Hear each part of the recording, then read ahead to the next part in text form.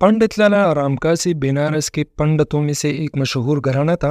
अतराफ हिंद से यात्रियों की बहुत बड़ी तादाद पंडित के घर में हर वक्त जमा रहती थी और डेढ़ उम्र में पंडित लाला रामकासी के यहाँ पहली औलाद लड़की की सूरत में पैदा हुई।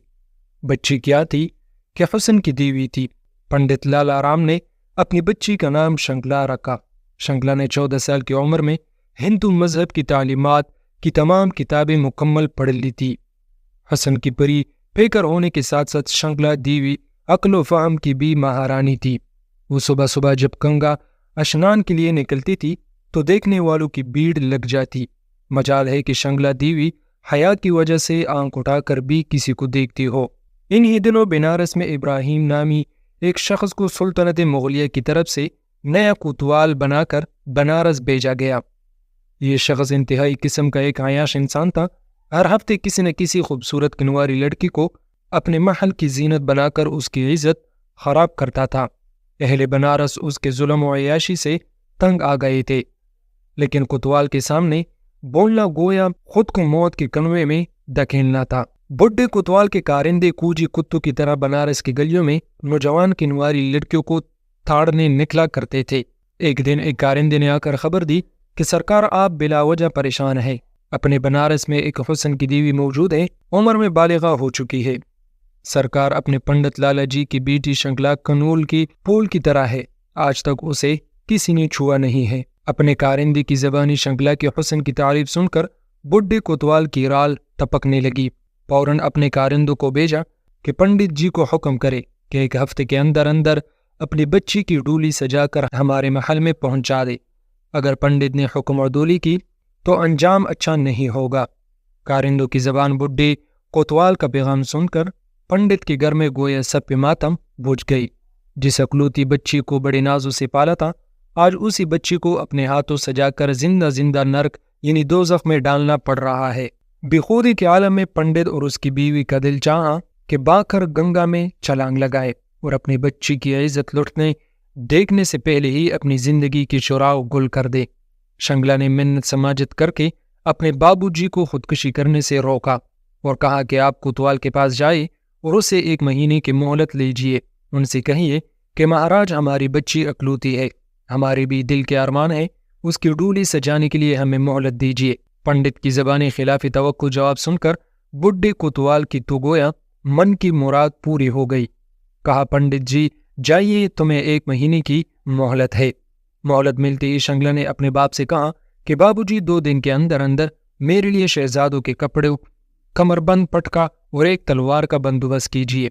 अगर भगवान की कृपा रही तो महीने बाद वो चक्की ही नहीं रहेगी जिससे आटे को पीसा जा रहा है। 2 दिन के अंदर अंदर शंकला को मज़कूरा तमाम चीज़ें पंडित ने मुहैया किए। अगली रात मुंह अंधेरे शंकला 20 बदलकर घोड़े पर सवार होकर एक आन दे के सफ़र को रवाना हुई। मंजिलों की मुसाफतें तय करते हुए शंकला मुगलिया शहजादी के बेस में बहारत की राजधानी दिल्ली पहुंच गई। जुम्मे का दिन है। बहारत की राजधानी दिल्ली की जामे मस्जिद में नमाजियों का तांता बंधा हुआ है। मुख्तलिफ इलाकों से उलमाए किराम, मशाइख इज़ाम की डोलियाँ भी जामे मस्जिद के दरवाजे पर लग चुकी है।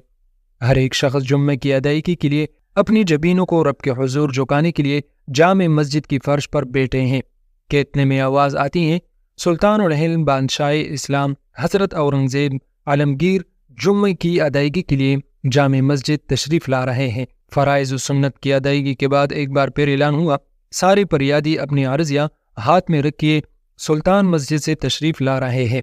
एक एक फरियादी की फरियाद सुनते हुए सुल्तान जब आखिरी फरियादी से मिले तो वो शहजादी की 20 में शंकला थी। हकीकत शनास बादशाह को पहचानने में देर न लगी कि शहजादी के रूप में मेरे सामने एक जवान खूबसूरत लड़की खड़ी है। बादशाह ने अपने महल सरा के खादिम खास को हुक्म दिया कि इस फरियादी को हमारे दरबार में ले आइए, इसकी फरियाद हम वहाँ सुनेंगे। शंकला जब सुल्तान के दरबार में पहुंची तो बादशाह ने हुक्म दिया कि सारे दरबारी बाहर चले जाएं। जब पूरा दरबार खाली हो चुका तो सुल्तान ने अपनी चादर देते हुए कहा, बेटी बच्चों को ज़ेब नहीं देता कि वो शहजादों का रूप इख्तियार कर ले, कहिए क्या फरियाद है आपकी। शंकला ने रोते रोते अपनी पूरी दास्तान सुना दी। दास्तान सुनते हुए सुल्तान के चेहरे पर ایک رنگ آئے دوسرا جائے۔ مکمل غمبری داستان سنانے کے بعد شنگلا نے کہا، دیالو مہاراج، میں برہمن ذات کی ہندو لڑکی ہوں۔ سلطان نے کہا، بیٹی جائیے اور ڈولی سجانے کی تیاری کیجیے۔ مایوس کن جواب سن کر شنگلا کے دل کا تو گویا آبگینہ ہی ٹوٹ گیا۔ بوجھل قدموں سے واپس ہوئی۔ مہلت میں صرف اب ایک دن رہ گیا ہے۔ شنگلا دلہن کی طرح سج دج کر ڈولی میں بیٹھ گئی ہے۔ بڈھے کوتوال کی آج خوشی کا دن ہے۔ وہ اپنے مونچھوں کو تاؤ دے کر تخت پر بیٹا خوشی سے پھول نہیں سما رہا۔ آج اس کے حرم سرا میں شنگلا جی سے حسن کی دیوی داخل ہو رہی ہے۔ بڈھے نے اعلان کیا، جب تک میں فقیروں میں روپے پیسے نہ لوٹاؤں تب تک شنگلا کی ڈولی حرم میں داخل نہ کی جائے۔ پورا اہل بنارس کوتوال کے ظلم سے تنگ ہے۔ کمزوری کی وجہ سے کوئی بھی بول نہیں پا رہا۔ فقیروں میں پیسے لوٹائے جا رہے ہیں۔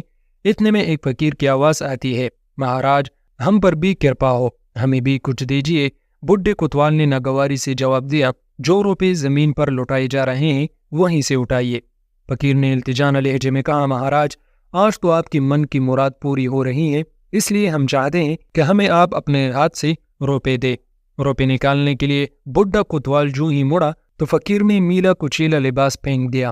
اب جب بڈھے کوتوال کی نظر پڑی تو کیا دیکھتا ہے کہ سامنے سلطان اورنگزیب عالمگیر کھڑے ہیں۔ مارے خوف کے بڈھے کا خون خشک ہو چکا، پاؤں میں گر کر معافی کا طلبگار ہوا۔ سلطان نے جلال بڑے لہجے میں کہا، تجھے اس لیے کوتوال مقرر کیا گیا کہ تو میری رعایا پر ظلم و ستم کرے، بچوں کو عزت برباد کرے۔ اتنے میں سلطان کا فوجی دستہ بھی پہنچ چکا۔ سلطان نے حکم دیا کہ اس کے دونوں پاؤں میں زنجیر باندھ کر ہاتھیوں کے ساتھ باندھ دیے جائے اور ہاتھیوں کو مخالف سمت دوڑایا جائے۔ کوتوال کے ٹکڑے ٹکڑے ہو گئے۔ یوں بڈھے کوتوال کو عبرتناک سزا دے کر سلطان نے انصاف کا حق ادا کر دیا۔ شنگلا کی ڈولی واپس باعزت اس کے گھر پہنچا دی گئی۔ خیریت معلوم کرنے سلطان بھی وہاں پہنچ گئے۔ سلطان نے کہا، بیٹی سب سے پہلے مجھے پانی پلائیے، کیونکہ میں نے تمہاری فریاد سننے کے بعد قسم کھائی تھی کہ جب تک تجھے انصاف نہ دلاؤں کھاؤں گا پیوں گا نہیں۔ سلطان کے بھوجن کے لیے شنگلا نے کھانا تیار کیا۔ اپنے گھر کے ایک حصے میں سلطان کے نماز کے لیے جگہ صاف کیا۔ جس جگہ سلطان نے 2 گانا ادا کیا، شنگلا کے باپ نے اس جگہ کو مسجد کے لیے خاص کر دیا۔ سلطان نے چاندی کے پتھر پر ایک حکم نامہ لکھا کہ اس مسجد کا انتظام یہی ہندو خاندان والے سنبھالیں گے۔ دہریرا نام کی یہ مسجد آج بھی گنگا کنارے اسی جگہ واقع ہے۔